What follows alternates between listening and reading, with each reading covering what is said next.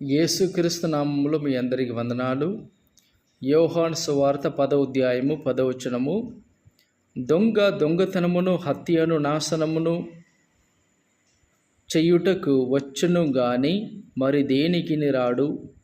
గొర్రెలకు జీవము కలుగుటకును అది సమృద్ధిగా కలుగుటకును నేను వచ్చి తినని మీతో నిశ్చయముగా చెప్పుచున్నాను.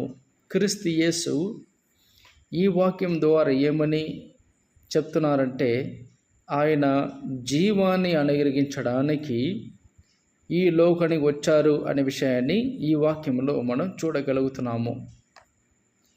ఎందుకోసం జీవాన్ని తీసుకొచ్చారంటే, మనలో జీవము లేదు కాబట్టి, మనమందరము తప్పులు చేసి ఉన్నాము కాబట్టి, పాపములు చేసి ఉన్నాము కాబట్టి, ఆ పాపము చేసినందున ప్రతి ఒక్కరిలో ఉన్నది కేవలం మరణము, శిక్ష, దేవుని ఉగ్రత, దేవుని కోపము, నరకము, ఇదంతా కూడా మాలో ఉంటుంది.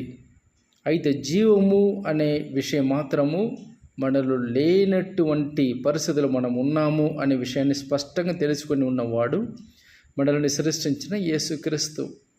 కాబట్టి ఈ లోకములో జీవము ఎక్కడ ఉంది అనే విషయం మీద ఈ లోకంలో ప్రతి ఒక్కరు కూడా ఎక్కువగా దృష్టి పెట్టి ఆలోచించడం జరుగుతుంది, వెదగడం జరుగుతుంది. అయితే జీవము అనేది ఎక్కడవు లేదు. అయితే యేసుక్రీస్తు అతి ప్రాముఖ్యంగా ఈ లోకానికి వచ్చేది ఎందుకంటే, మమ్మల్ని పాపం నుంచి రక్షించి పాప క్షమాపణ ఇచ్చి ఆయనలో ఉన్న జీవాన్ని, నిత్య జీవాన్ని, శాశ్వత జీవితాన్ని మాలో పెట్టించి సదాకాలము ఆయనతో పరలోకములో మనం నివసించే భాగ్యాన్ని ఇవ్వడానికి క్రీస్తు యేసు వచ్చారు. అయితే మనమందరము యేసుక్రీస్తు నువ్వే నా రక్షకుడు, నాకు కావాల్సిన శాశ్వత జీవితం నీలో మాత్రమే ఉంది, నువ్వు తప్ప వేరే ఎక్కడవు రక్షణ అనేది లేదు అనే విషయాన్ని మనం గ్రహించి, ఎప్పుడు యేసుక్రీస్తు నా సొంత రక్షకుడు అని మన సొంతంగా నిర్ణయం తీసుకొని, తీర్మానం తీసుకొని విశ్వసించి ఉన్నామో అప్పుడే ఆయన నిత్య జీవాన్ని మనం పొందుకొని ఉన్నాము. కాబట్టి మరణించిన వారు శాశ్వత జీవితాన్ని, నిత్య జీవితాన్ని పొందుకొని ఉన్నారు. కాబట్టి శాశ్వతం అంటే నిరంతరంగా ఉంటుంది. సో దాన్ని, అటువంటి జీవితాన్ని మనం కలిగి ఉన్నాము. కాబట్టి మరణిస్తే ఖచ్చితంగా స్వర్గానికి వెళ్తున్నాం. ఎందుకంటే మనలో ఉన్న నిత్య జీవానికి అందము లేదు, ముగింపు అనేది లేదు. కాబట్టి మా శరీరము మట్టిలో వేసి ఉన్న మాలో నిత్య జీవాన్ని దేవుడు ఇచ్చి ఉన్నారు. కాబట్టి మనం సదాకాలము ఆయనతో ఖచ్చితంగా మనం ఉంటాము అనే నిరీక్షణ మాలో ఉంది.